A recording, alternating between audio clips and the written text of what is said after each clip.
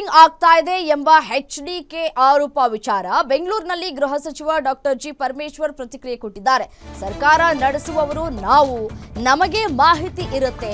Phone tap ಮಾಡೋದ್ರ ಬಗ್ಗೆ ನಮ್ಮ ಗಮನಕ್ಕೆ ಬಂದಿಲ್ಲ. ಸಿಎಂಗೂ ಕೂಡ ಇಂತಹ ವಿಚಾರ ಗಮನಕ್ಕೆ ಬಂದಿಲ್ಲ.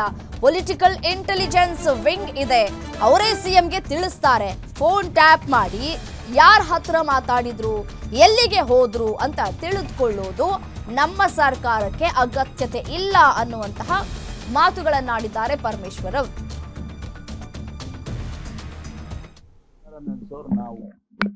ನಮಗೆ ಹೆಚ್ಚು ಮಾಹಿತಿ ಇರುತ್ತೆ, ಪುನಃ ಅವರಿಗೆ ಹೆಚ್ಚು ಮಾಹಿತಿ ಇರೋದಿಲ್ಲ. ಅವ್ರಿಗೆ ಯಾರು ಹೇಳಿದ್ದಾರೆ? ಗೂಢಚರ್ಯರು, ಇಂಟೆಲಿಜೆನ್ಸ್ನವರು ಅವರಿಗೆ ಹೇಳಿದ್ದಾರೆ.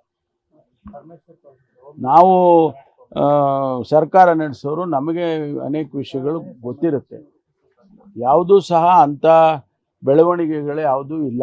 ಯಾರ ಫೋನನ್ನು ಯಾರು ಟ್ಯಾಪ್ ಮಾಡೋದು ಅಧಿಕೃತವಾಗಿ ನಮಗಂತೂ ಯಾವುದೂ ಗಮನದಲ್ಲಿ ಇಲ್ಲ.